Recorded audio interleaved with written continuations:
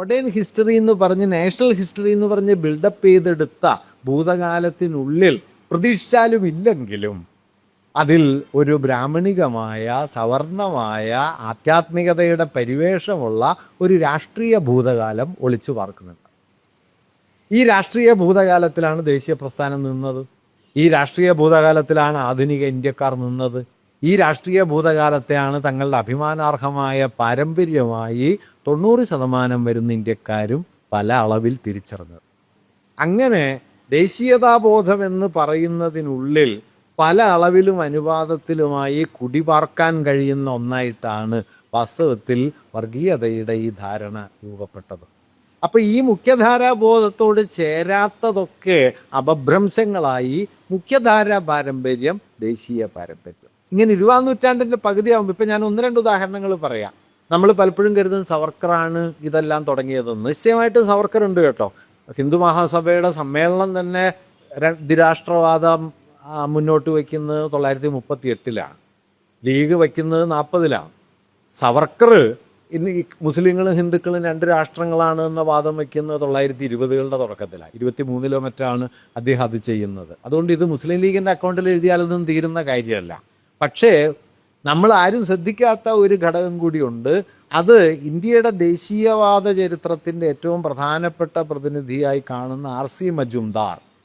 മജുംദാറുടെ പാഠപുസ്തകങ്ങൾ ഭാരതീയ വിദ്യാഭവൻ പ്രസിദ്ധീകരിച്ചിട്ടുള്ള പല വോള്യങ്ങളായിട്ടുള്ള ഇന്ത്യയുടെ സാംസ്കാരിക ചരിത്രത്തിൽ നോക്കിയാൽ തമ്മിൽ യോജിപ്പെന്നല്ല, തമ്മിൽ ചേർന്ന് ജീവിക്കുക പോലും അസാധ്യമായ വിധത്തിൽ വ്യത്യസ്തരായിരുന്നു ഹിന്ദുക്കളും മുസ്ലിങ്ങളുമെന്ന് മജുംദാർ എഴുതുന്നുണ്ട്. ഞാൻ പറഞ്ഞു വന്നത് ഇന്ത്യയിലെ ഏറ്റവും വലിയ ദേശീയ ചരിത്രകാരനാണ്. നെഹ്റുവിൻ്റെയും അതുപോലെ തന്നെ താരാചന്ദിൻ്റെയും ഒക്കെ ദേശീയ ചരിത്രത്തിൽ വേണ്ടത്ര ദേശീയത ഇല്ല എന്ന് പറഞ്ഞ് സമാന്തരമായി ഭാരതീയ വിദ്യാഭവൻ കെ മുൻഷി അതിൻ്റെ ഡയറക്ടറായിരിക്കുന്ന കാലത്ത് അവർ പ്രസിദ്ധീകരിച്ചതാണ് മജുംദാറിൻ്റെ പുസ്തകം. ഈ പുസ്തകത്തിൽ നിങ്ങൾ ഏതാണ്ട് പിന്നീട് ജിന്നയും അതിനു മുമ്പ് സവർക്കറും വച്ച അതേ വാദം നിങ്ങൾക്ക് ചരിത്രമായിട്ട് കാണാം.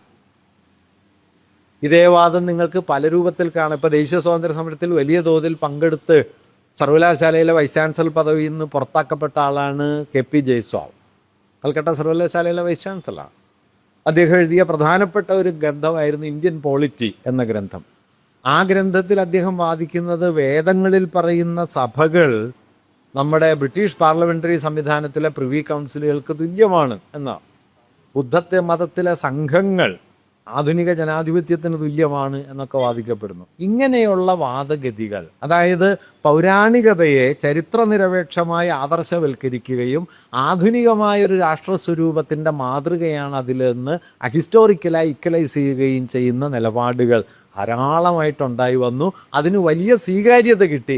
കാരണം ചരിത്രം ഇല്ല എന്നുള്ള കൊളോണിയൽ അധിക്ഷേപത്തിന് ഇത് നല്ല പരിഹാരമായി. അങ്ങനെ വന്നപ്പോൾ ഫലത്തിൽ എന്തു പറ്റിയെന്ന് വെച്ച് കഴിഞ്ഞാൽ വളരെ ആധുനികമായ ശാസ്ത്രീയ ചരിത്രം തന്നെ വേണ്ടത്ര വർഗീയമായി.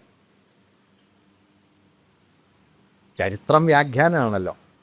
ആ വ്യാഖ്യാന പദ്ധതിക്കകത്ത് വർഗീയമാകാൻ ശേഷിയുള്ള ഘടകങ്ങൾ, അത് കൃത്രിമമായൊരു ആധ്യാത്മികതയാകാം, കൃത്രിമമായ മതബോധമാകാം, അതിനെ മുൻനിർത്തുന്ന സംസ്കാര സങ്കല്പമാകാം. ഇതെല്ലാം കെട്ടുപിണഞ്ഞിട്ട് ഒരാധുനികമായ ദേശബോധം, അതിൽ തന്നെ മതാത്മകവും വേണ്ട അളവിൽ വർഗീയമാകാൻ ശേഷിയുള്ളതുമായ ഒന്നായിട്ട് മാറിത്തീർന്നു. ഇങ്ങനെ രൂപപ്പെട്ട ആധുനിക സ്വത്വമാണ് ഇന്ത്യക്കാരൻ്റെ ഒരു പ്രൈമറി ഐഡൻറ്റിറ്റി. അതുകൊണ്ട് അവസരം കിട്ടിയാൽ വർഗീയവാദിയാവുന്നത്. അവസരം കിട്ടിയ വർഗീയവാദിയാകുന്നത് എന്തുകൊണ്ടാണെന്ന് വെച്ചാൽ ഈ മോഡേണിറ്റിയുടെ ജീനിൻ്റെ ഉള്ളിൽ ഇതുണ്ട്. ഇത് പൊട്ടിയിട്ടൊന്നുമില്ല. ഇത് പൊട്ടണമെങ്കിൽ ചെയ്യേണ്ടിയിരുന്ന ഒരു കാര്യം ഇന്ത്യയുടെ ഭൂതകാലത്തിൻ്റെ ബഹുത്വത്തെ ഇന്ത്യൻ പൊതുബോധത്തിൽ ഉറപ്പിച്ചെടുക്കണമായിരുന്നു. ആ പണിയേ നടന്നില്ല.